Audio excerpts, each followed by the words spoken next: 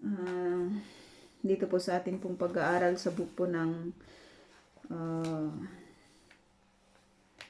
Deuteronomy, Deuteronomy chapter 5, Deuteronomy chapter 5 verse 23. At ito po ay naisulat din sa Exodus 20:18 to 20. Gusto ko lang basahin 'yon kasi ilang verse lang po 'yon. Ang sabi po dito,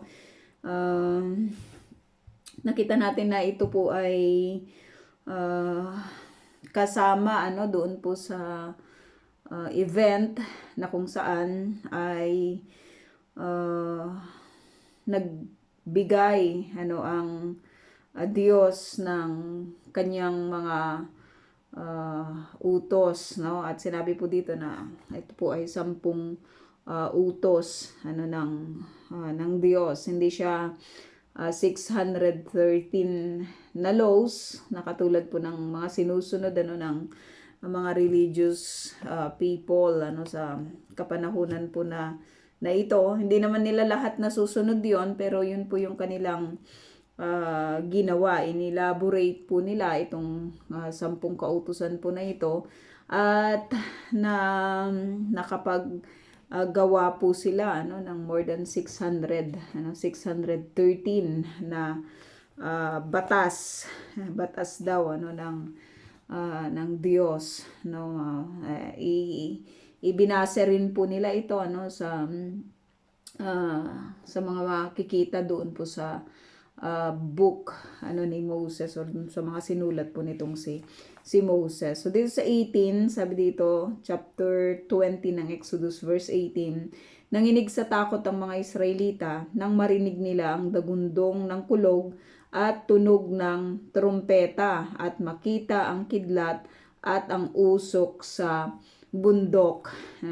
Yun po yung kanilang naging response doon po sa doon po sa pagkarinig po nila sa tinig, sabi dito ng Diyos, at makikita po natin na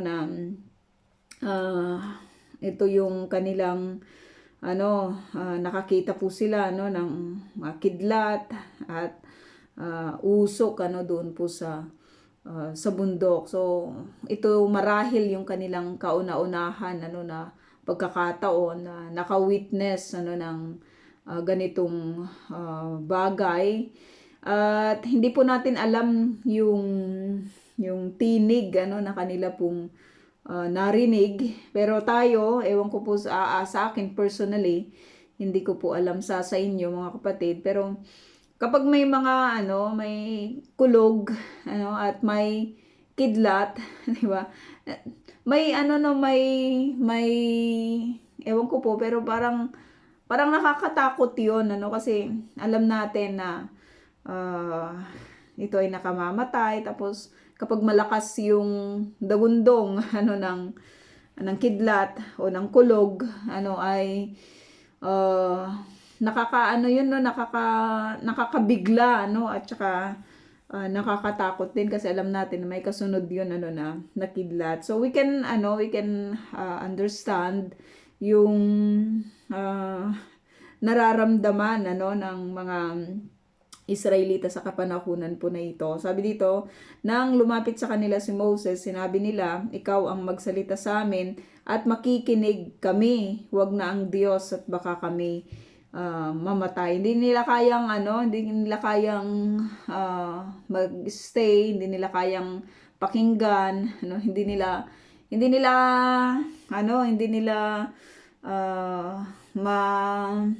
ang tawag doon, hindi nila kayang makatagal sa pagsasalita or doon po sa tinig na kanila pong naririnig, At sabi dito, sinabi sa kanila ni Moses, huwag kayong matakot sapagkat sinusubok lang kayo ng Diyos. Nais lang niyang magkaroon kayo ng takot sa kanya sapagkat ayaw niya kayong magkasala, Ngunit nanatili pa rin sa malayo ang mga tao, si Moses lamang ang lumapit sa makapal na ulap na kinaroroonan ng Diyos. So titingnan natin ito mga kapatid dito sa Exodus, na ito yung nabanggit, ito yung nabanggit na isulat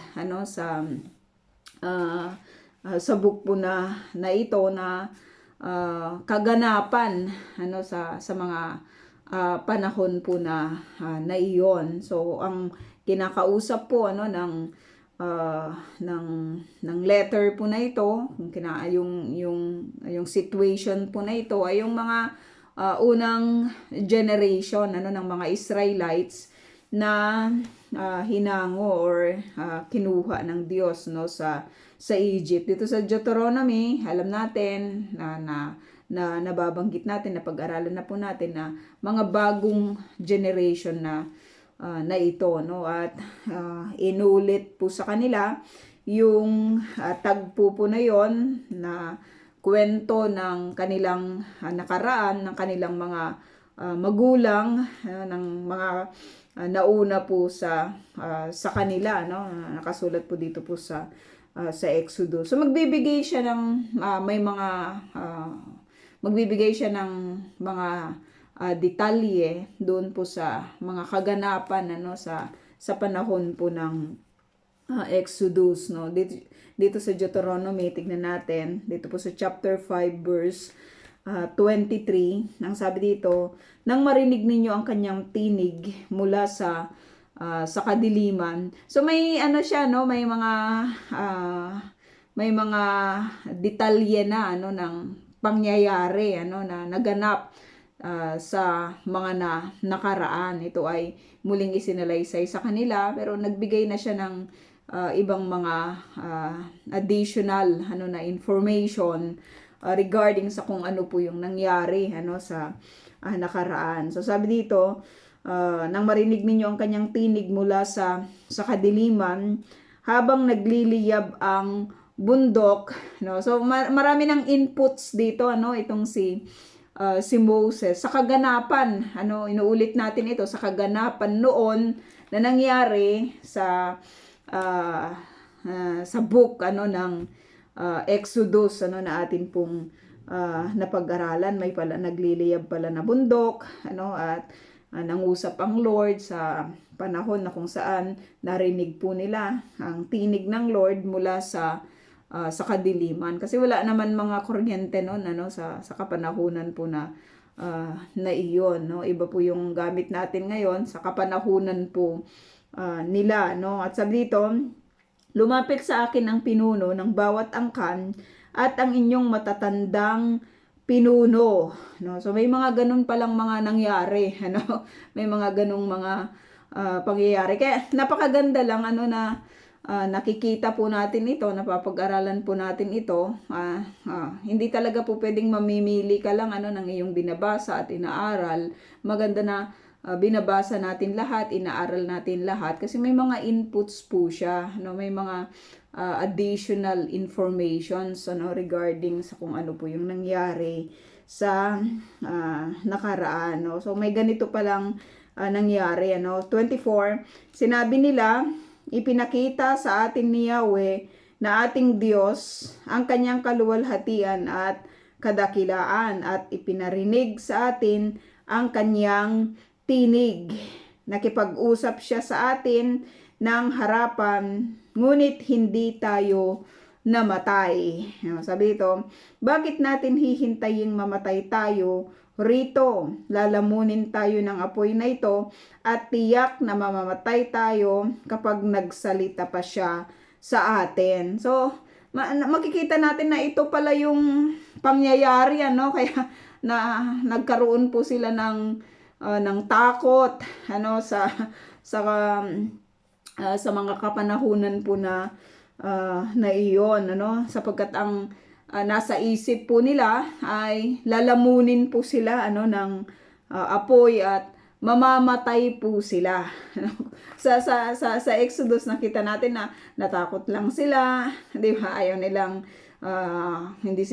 nilang makipag-usap, di ba, or mapakinggan yung tinig ng Lord, kasi ang sinasabi po nila ay mamamatay sila. Kaya ang sabi nila kay Moses, ikaw na lang yung ikaw na lang yung makipag-usap kasi dahil doon po sa takot nila, thinking na mamamatay po sila. Ito pala yung nangyari, no? May mga additional information po tayo regarding sa event na iyon, no? Ang sinasabi nila, lalamunin sila ng apoy at tiyak na mamamatay sila kapag nagsalita pa siya sa kanila, no? Yung takot, mga kapatid, 'di ba?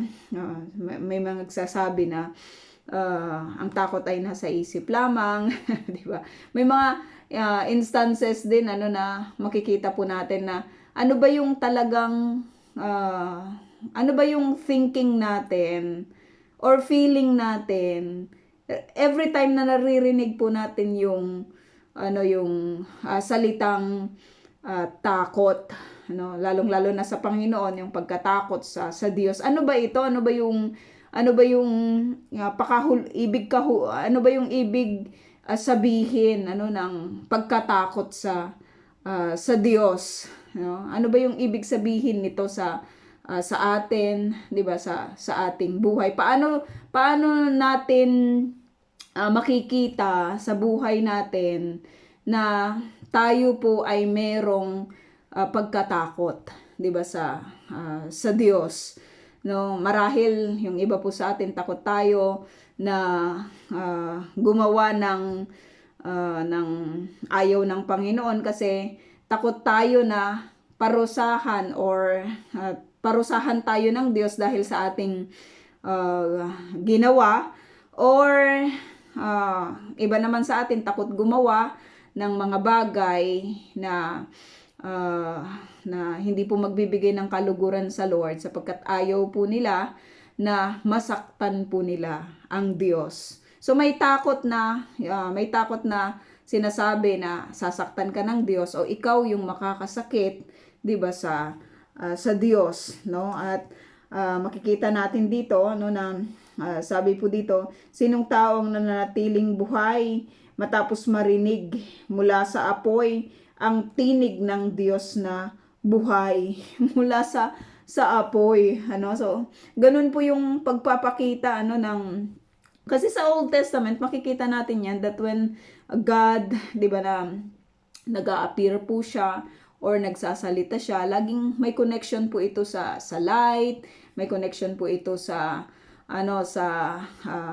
apoy, 'di ba? Laging may ganung pangyayari na napapag-aralan po natin. Ikaw na lang ang makipag-usap, sabi dito, makipag-usap kay Yahweh na ating Diyos, sabihin mo na lamang sa amin ang lahat ng sasabihin niya sa iyo at susundin namin. So dahil sa takot sa Diyos na ito, alam naman nila na hindi sila masyadong nasunod sa Panginoon, kaya sila ay may pagkatakot. Dahil sa pagkatakot na yun, ito po yung pre-prevent po sa kanila upang hindi po sila makinig or hindi sila makipag-usap, 'di ba, sa Diyos. At maraming ganyang mga tao, 'di ba, sa kapanahunan po natin ngayon. Kahit nga sa mga nagsasabing mga mananampalataya po sila, ayaw po nilang makipag-usap at makinig sa Diyos sapagkat meron po silang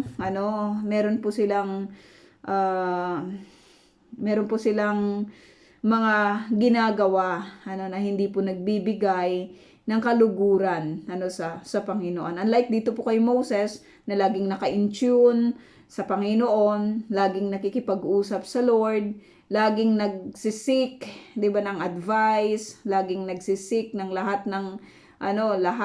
sa affairs ng buhay niya sa Panginoon. Wala po siyang takot, 'di ba, na lumapit sa Lord at makinig sa Panginoon. Yun po yung pagkakaiba, no? Yung iba ayaw makinig, ayaw makipag-usap. Ito naman si Moses, gustong-gusto na makipag-usap sa Panginoon. Lahat na lang ng niya, no? Lahat na lang ng concern niya ay nilalapit niya sa Panginoon. Yung pagkakaiba ng mga tao na ito, ayaw nila makipag-usap at ayaw nilang mapakinggan ang tinig ng Panginoon. Sabi dito, gusto nila si Moses na lang yung makikipag-usap dito kay Yahweh, at kung ano yung sasabihin ni Yahweh kay Moses ay yun po yung kanilang susundin. Yun po yung sabi nila. Yun yung kanilang susundin. Verse 28, sabi dito, narinig ni Yahweh ang sinabi ninyo noon, at ito naman ang kanyang sinabi sa akin. Magkikita natin mga kapatid, itong mga tao na ito, nakipag-usap sila, nagsabi sila dito po kay Moses. Pero one thing na makikita natin sa verse na ito, lahat pala ng mga usapan, lahat ng mga sinabi, lahat ng mga inisip, ay alam ng Lord. Lahat. Nakita natin dito, di ba, na itong mga tao nakipag-usap dito po kay Moses. Pero narinig iyon ni Yahweh. Kaya this is a warning sa bawat isa po sa atin na ano man yung sinasabi mo sa iba, di ba? Ano man yung sinasabi mo sa iba, alam ng Lord, napapakinggan ng Lord.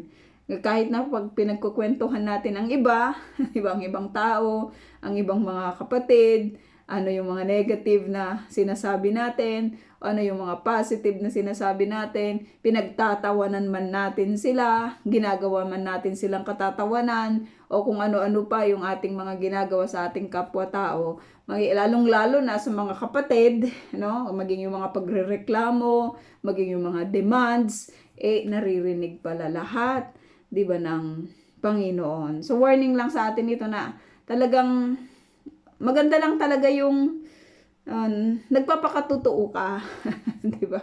Na hindi ka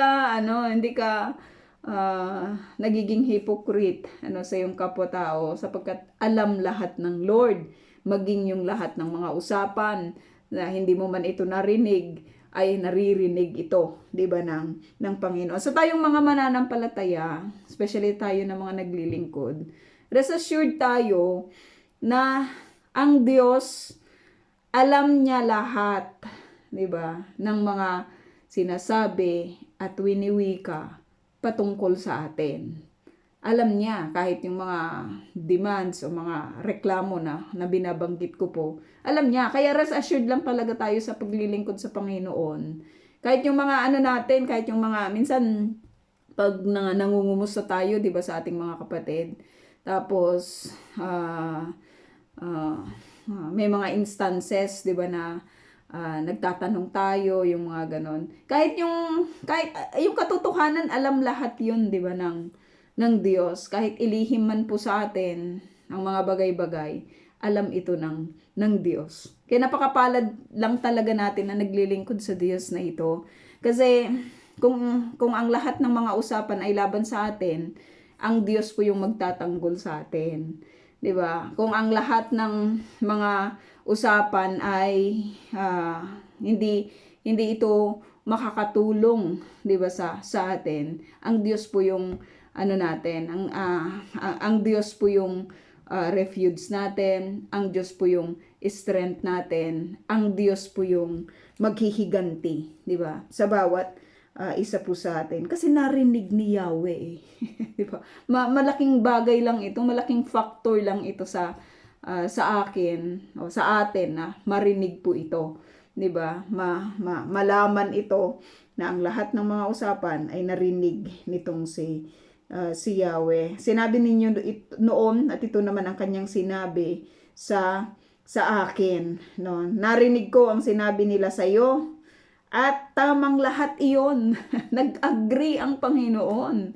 'Di ba? Doon po sa mga sinabi ng mga tao po na ito na ayaw nilang makipag-usap kay Yahweh sapagkat natatakot po sila, no? Ang alam kasi nila ay papatayin sila ng Diyos, no?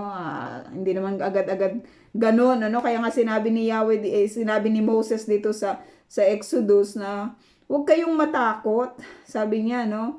Nais lamang niya kayong magkaroon ng takot sa kanya sapagkat ayaw niya kayong magkasala, no? Yun po yung sinabi niya dito po sa Exodus. Pero kahit na ganun po yung sinabi nitong si Moses, ayaw pa rin nila, 'di ba, na makipag-usap at makinig sa tinig ng Diyos. Sana nga'y manatili ang takot nila sa akin at lagi nilang sundin ang aking mga utos upang maging matiwasay ang buhay nila at ang kanilang mga anak habang panahon. No? So itong sinabi ni Yahweh dito po kay Moses, yung pananatili ng pagkatakot sa kanya at yung pagsunod, 'di ba, sa kanyang mga utos, ang magiging susi sa kanila pong matiwasay, sabi dito, na buhay. Importanteng malaman po nila ito, mga kapatid, kasi sa pagpasok po nila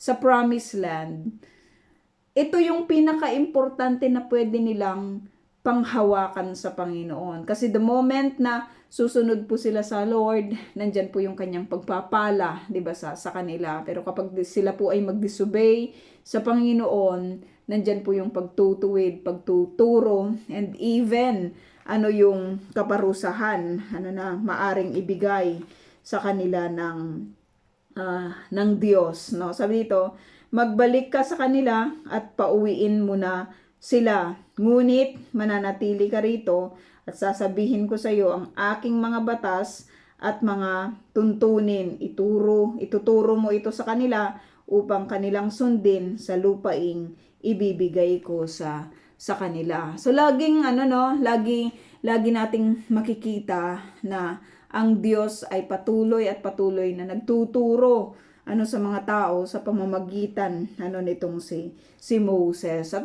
At ang pinaka-importante na dapat po nilang malaman ay yung sinabi po niya dito na dapat manatili yung pagkatakot nila kay Yahweh, na wag silang gagawa ng anumang bagay, 'di ba, na hindi po magbibigay ng kaluguran dito po kay Yahweh, at lagi po nilang susundin, 'di ba, yung utos o yung batas ng Diyos. It's the same naman yung sa atin ngayon, hindi naman nagbago ang batas na ito, 'di ba, ng Panginoon. Hindi naman nagbago kahit kailan, kahit na as we go on sa ating pag-aaral, kahit sa New Testament. Hindi naman po nagbago 'yon, yung pagkatakot natin sa Panginoon at yung pagsunod natin sa Lord. Kasi ang pagkatakot, 'di ba, ay laging kakibat po niyan yung pagmamahal, 'di ba, dito po sa Diyos na ito. Kung mahal mo yung isang tao, 'di ba, hindi mo siya bibigyan ng pighati,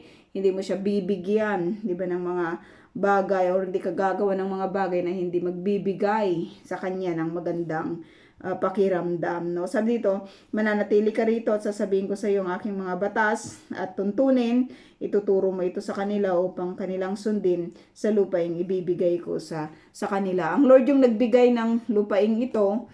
Meron po siyang pamantayan, alam niya kung paano mapapanatili ang buhay ng mga Israelita na matiwasay, 'di ba, sa lupain po na ito. At kung titignan natin, mga kapatid, sa kapanahunan po na ito, nakakapanghina, 'di ba, yung mga pangyayari. Nakakapanghina yung mga pangyayari. Kanina lang, parang kaninang umaga lang yata na napanood ko po sa TV. Merong isang lalaki na maglalagay ng gas, 'di ba, sa kanyang sasakyan doon sa gasoline station. Bumaba siya. Napaka-confident pa niya lalapit na siya doon sa, 'di ba, kukunin niya sana yung gas at ilalagay na sana doon sa kotse niya. Wala siyang kaalam-alam, pinagbabaril na siya. Pinagbabaril na talaga siya, at lang talaga siya humandusay na doon sa floor. Ay, alam mo yan, yung wala kang kaalam-alam, tapos ang gulo-gulo pa rin diyan especially diyan po sa Jerusalem, no. Kung titignan po natin yung Israel po sa kapanahunan po na ito, lalong-lalo na sa panahon po na ito, 'di ba, na napakagulo po ng kanilang politika at maging yung nasa yung pinaka-head, 'di ba, ng kanilang ah, defense, yung kanilang mga kapulisan, ay grabe din yung kanyang yung mga batas na gusto niyang i-execute sa pagdating sa security ng bansa po na ito. Pero makikita natin na padami ng padami yung padami ng padami yung mga hindi ka nais-nais na mga tagpo. Halos araw-araw na lang yata, araw-araw na lang yata na may mga namamatay, may mga terrorist na umaatake, hindi lamang sa mga civilians, may sinunog na naman sila na isang kotse. Yung mga ganong mga bagay ba, na kung titignan natin sa kapanahunan po na ito, sabi ng Lord sa kanila, bago kayo mag-enter sa promised land, kailangan ninyong matakot, 'di ba? Kailangan ninyong panatilihin yung inyong pagkatakot sa Panginoon, pagkatakot na mabigyan siya, 'di ba, alam mo yon, yung masaktan siya, makapagbigay ng pighati itong mga taong ito na papasok sa lupang kanyang ipinangako sa kanila, at hindi magiging matiwasay yung buhay po nila, as long as na kahit naman sa atin hindi magiging matiwasay yung buhay po natin, as long as na hindi po tayo nasunod, 'di ba, sa pamantayan ng Diyos. Kasi wala na talagang ibang pinaka matibay at pinaka maganda na pwede nating sundin, 'di ba, maliban sa salita, maliban sa batas, at maliban sa tuntunin at utos, 'di ba, ng Panginoon. Ang ganda-ganda ng kanyang 'di ba, ng kanyang mga utos. Kahit 10 lang po 'yun, pero makikita natin na yung 5 doon ay magre-reflect doon po sa ating relasyon sa Diyos na ito. At yung 5 naman ay yung relasyon natin sa ating kapwa tao. Kapag maganda po yung relasyon natin sa Diyos, automatically gaganda din yung relasyon natin sa ating kapwa tao, Marami naman yung nagmamagandahan sa kanyang relasyon sa tao, pero hindi naman siya tama, hindi naman right, 'di ba, yung relasyon niya sa Diyos. Una, dapat na maging maganda yung relasyon ng tao sa Diyos upang mas magiging maganda, 'di ba, yung relasyon niya sa tao. Kaya nga kahit sa pagpili, 'di ba, ng ating mga kaibigan, sa pagpili ng ating mga sinasamahan, sa pagpili ng ating mga mapapangasawa, 'di ba? Dapat makita natin na una sa lahat, mahal niya ang Diyos. At secondary ka lamang.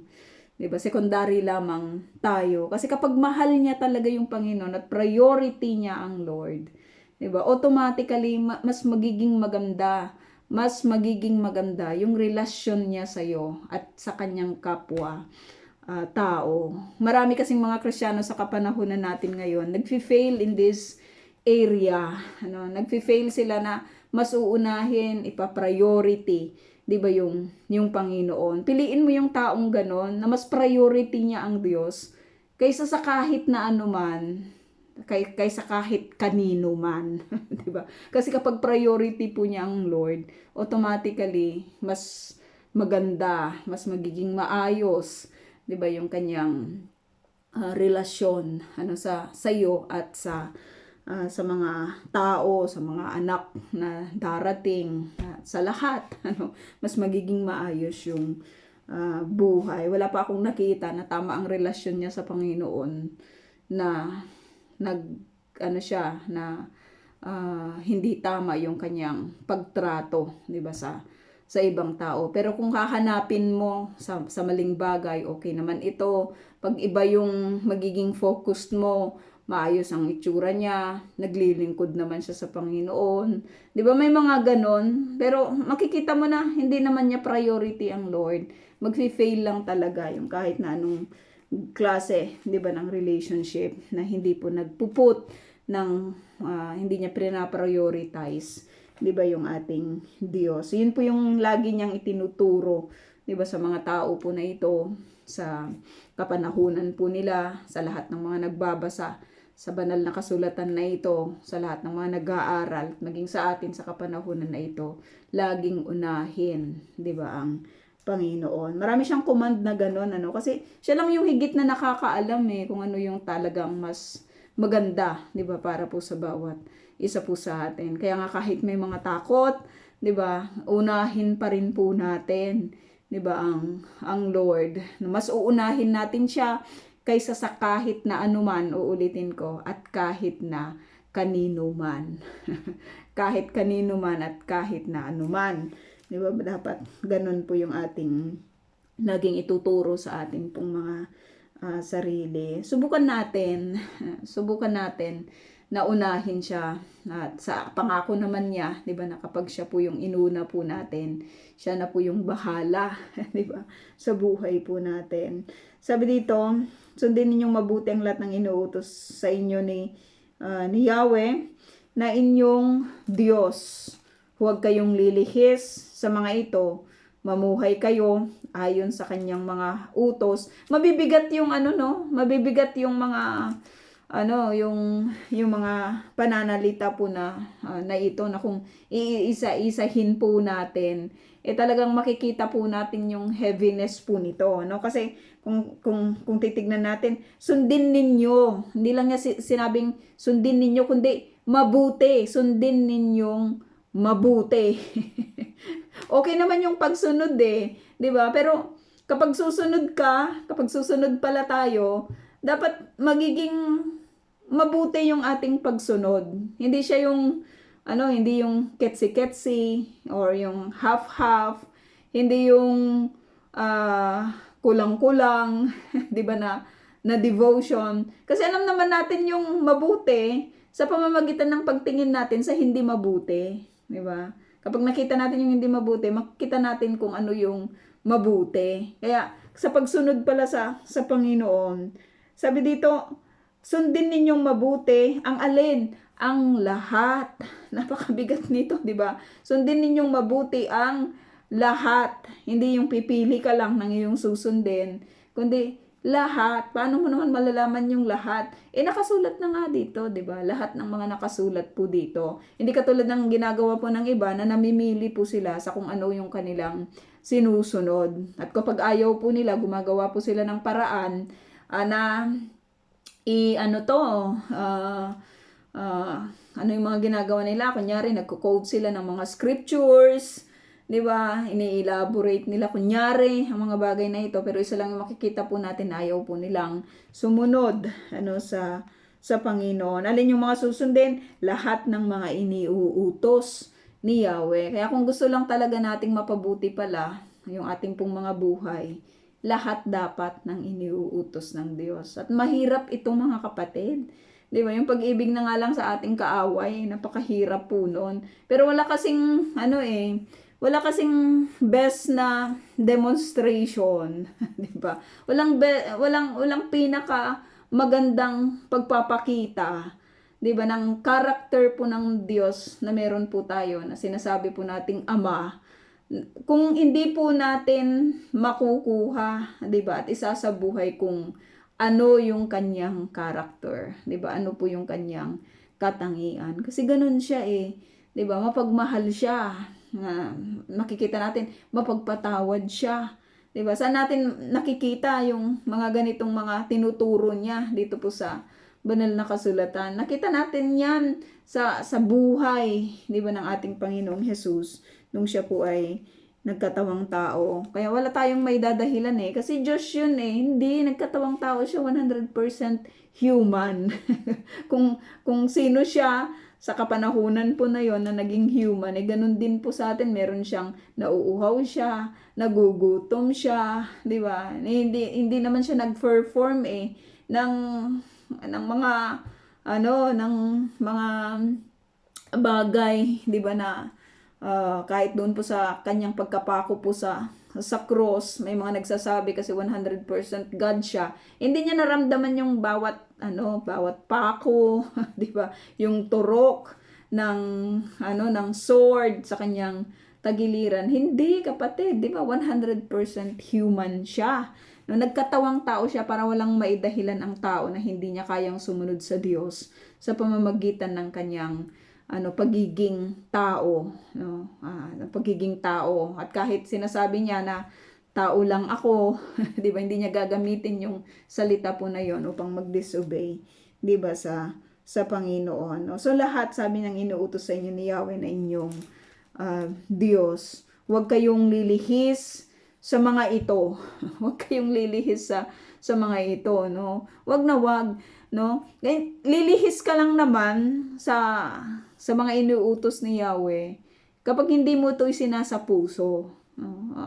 Nakakalimot kasi yung tao diba? Nalilimutan niya yung batas ng Diyos. Kung hindi kung hindi po tayo laging mag-aaral, laging magbabasa, diba? Laging i-consult ang Panginoon, hindi talaga tayo makakasunod, diba, ng maayos sa Panginoon. Automatically, lilihis ka ng landas, no, kapag hindi po tayo sumunod sa panuntunan o tuntunin ng Diyos. At hindi lang 'yon, kapatid, 'di ba? Una dito, pagsunod, tapos yung paglakad, tapos dito naman yung pagsasabuhay nito. Pagsasabuhay, no? Sabi dito, mamuhay kayo ayon sa kanyang mga utos. Mamuhay kayo ayon sa kanyang mga utos. Kaya mahirap yung laging makikita mo yung may mga magagaling mag-advise, 'di ba, sa buhay na ito. Ang tanong doon, sinasabuhay ba, 'di ba, yung kanilang sinasabi? Sinasabuhay ba yung kanilang sinasabi, no? May mga instances na wag mo nang patulan, tapos makikita mo, mababasa mo na pumapatol naman sa kung ano-ano lang, 'di ba?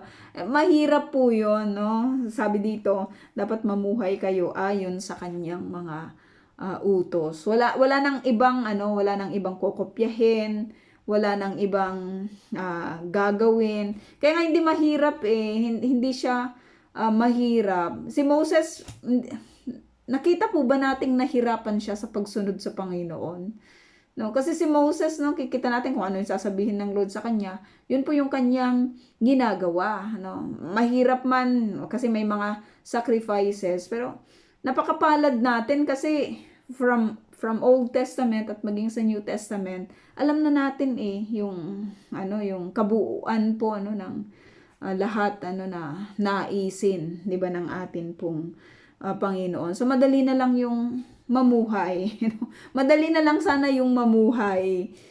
Kung talagang isasabuhay po natin yung alituntunin, 'di ba, at utos ng Panginoon. Bakit ba kailangan ganon? Bakit ba kailangan mamuhay tayo, 'di ba, sa utos ng ayon doon sa utos ng Diyos? Kasi sabi dito sa last part ng chapter 5, sa ganon, may may reward, kapatid, kapag namuhay pala tayo. May reward kapag sumunod pala tayo. May reward kapag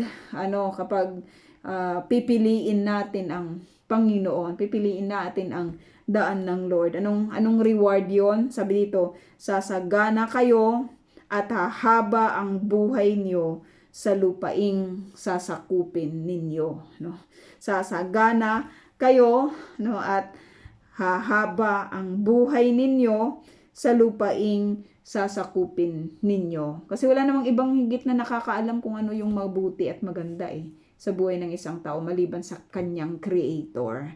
At ang Creator po natin ay siya ring Diyos nagpapakita, 'di ba, at nagpapakilala sa atin as we study yung kanyang mga salita. So yun po, mga kapatid, yung ating lesson, at bukas po ay chapter 6 na po tayo. Ito type ko na lang po yung atin pong question. I read to po sa bawat isa.